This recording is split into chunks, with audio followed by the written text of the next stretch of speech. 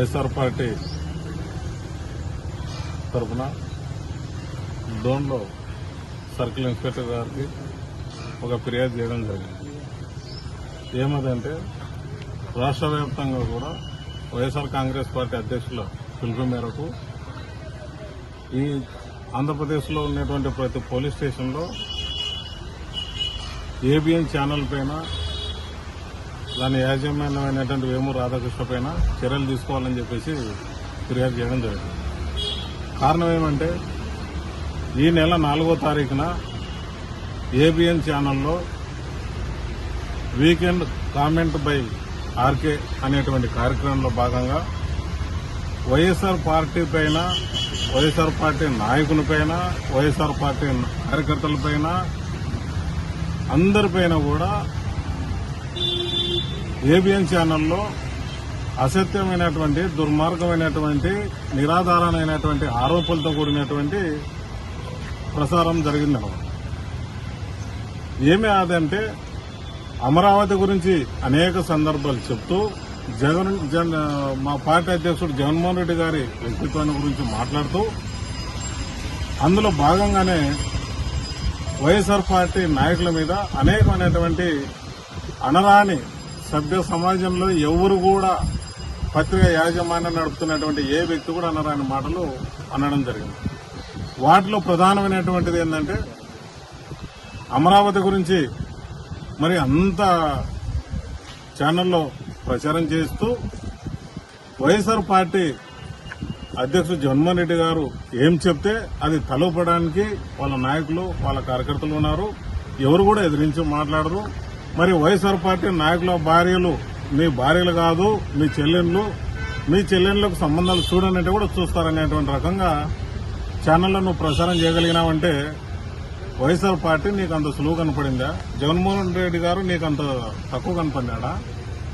YSR party మీద మహిళలు అనేటువంటి గౌరవం లేకుండా విచక్షణ జ్ఞానం కోల్పోయి కేవలం ఒక పార్టీని, అధికార పార్టీని నెత్తిన పెట్టుకుని ఆ పార్టీని భుజాన మోసుకుంటూ ఇంత దుర్మార్గమైనటువంటి మహిళలు అనేటువంటి ఆలోచన కూడా లేకోకుండా నీ ఛానల్లో నువ్వు ప్రచారం చేస్తావు.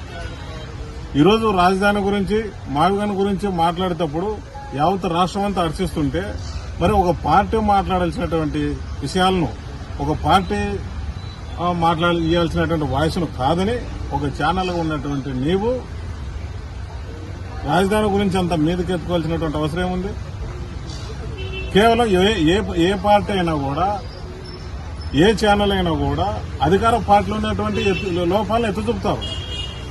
ఈరోజు నీ ఛానల్లో నీకు దమ్ముంటే ఏబిఎన్ రాధాకృష్ణ చెప్తున్నావు. ఈరోజు ఎన్నికల ముందు ఇదే కూటమి ప్రభుత్వం ఇచ్చినటువంటి హామీలను ఎందుకు నువ్వు ప్రచారం చేయలేకపోతున్నావు?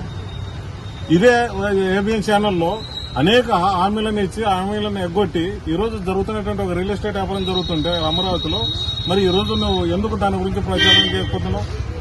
ఏ ఛానల్, ఏబిఎన్ ఛానల్లో ప్రభుత్వం అధికారంలో ఏ ప్రభుత్వం ఉంటే వాటి లోపాలను ఎత్తు చూపుతూ ప్రజా సమస్యలు ముందుకు తెచ్చి మరి ప్రజల సమస్య కోసం పనిచేయాల్సినటువంటి ఒక ఛానల్, ఒక బాధ్యత కలిగినటువంటి వ్యక్తిగా, ఈ ఎంతో అపారం అనుభవం ఉన్నటువంటి వ్యక్తిగా ఒక ఛానల్ నడిపేటువంటి వ్యక్తి చేయాల్సినటువంటి పనులు అనేది వైఎస్ఆర్ పార్టీ నాయకులకు వెన్నుముక లేదు. పిరికిపందల్లా ఉన్నారు, లేకుంటే అన్నిటికీ తలుపుతారు. చూసినా నువ్వు వెన్నుముక లేనిది. వైఎస్ఆర్ పార్టీలో అధికారంలో 5 సంవత్సరాలు ఉన్నప్పుడు జరిగిన పరిపాలన గురించి సామాన్య ప్రజలంతా కూడా గౌరవ మర్యాదలు పెంచి ఒక స్థాయిలో ఉండే రకంగా అనేక పథకాలు, ₹1 ఎక్కడ కూడా ఇష్యూ కాకోకుండా నీకు వేల కోట్ల రూపాయల పథకాలు బీద వాళ్ళ బ్రతుకు జీవితాలలో మార్పులు తీసుకురాలేదా? అభివృద్ధి జరగలేదా?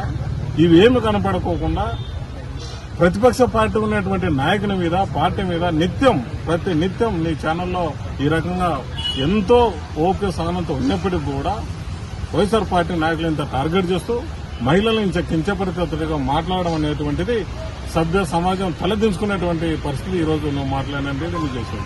అందుకనే మేమేమంటున్నామంటే ఖచ్చితంగా వేమూరి రాధాకృష్ణ పైన, ఏబిఎన్ ఛానల్ పైన, యాంకర్ పైన, ఎడిటర్ పైన, యాజమాన్యం పైన, మేనేజ్మెంట్ పైన ఖచ్చితంగా మేము చర్యలు తీసుకోవాలా, కేసు రిజిస్టర్ చేయాలని చెప్పేసి మేము యావత్ వైఎస్ఆర్ పార్టీ నాయకత్వం అంతా కూడా ఈరోజు స్టేషన్లో కంప్లైంట్ చేయడం జరిగింది. ఈ కేసు కంప్లైంట్ జరిగేంత వరకు కూడా ఇది ఎంతవరకైనా పోరాటం చేయడానికి, మరి ఇట తప్పుడు అవాస్తవాలైనటువంటిది ప్రచారం చేసేది ఏదైతే ఉందో చూస్తూ ఊరుకునేటువంటి పరిస్థితి ఉండదు. ఇది ఒక బాధ్యత కలిగినటువంటి మరి జర్నలిజంలో ఎవరు తప్పు చేసినా వాటిని ఎదిరించేటువంటి శక్తి కానీ లేకుంటే ఏ పార్టీ కానీ తప్పు చేసినా వాటిని ప్రజల దృష్టికి ప్రభుత్వం దృష్టికి తీసుకెళ్తూ ఉండాలి తప్ప కేవలం వైఎస్ఆర్ పార్టీని జగన్మోహన్ రెడ్డిని ఆ నాయకులను పార్టీ నాయకులను టార్గెట్ గా చేసుకుని నీ ఛానల్లో వచ్చిందంటే కేవలం వ్యక్తిగతంగా టార్గెట్ చేసుకుని ఈ రకంగా ఎన్నో ప్రచారాలు చేసినప్పుడు కూడా భరాయించాం, ఓపికతో సహనంతో ఉన్నాం. కానీ ఈరోజు నాయకుల భార్యలను మాట్లాడేటువంటి తీరు అంత సులకనంగా కనపడుతున్నారా నీకు? అంత మహిళను అంత కించపడితేటంగా మాట్లాడేటువంటి పరిస్థితి నీ ఛానల్లో ప్రచారం చేయగలుగుతున్నావంటే అంత సులువుగా కనపడుతున్నారో వైఎస్ఆర్ పార్టీ నాయకులు కానీ కార్యకర్తలు కానీ ఎమ్మెల్యేలు కానీ మరి ఎమ్మెల్యేల భార్యలు కానీ మంత్రులుగా పనిచేసినటువంటి భార్యలు కానీ వీళ్ళంతా కూడా సిగ్గు శరం లేకుండా ఉన్నామనుకుంటున్నావా ఏదైనా రాధాకృష్ణ గారు? ఇది పద్ధతి కాదు. ఇప్పటికైనా నీ వైఖరి మార్చుకోకపోతే ఖచ్చితంగా రాబోయేటువంటి కాలంలో దీనికి తగిన సమాధానం గుణపాఠం తప్పక ఉంటుంది అనేది హెచ్చరిస్తుంది.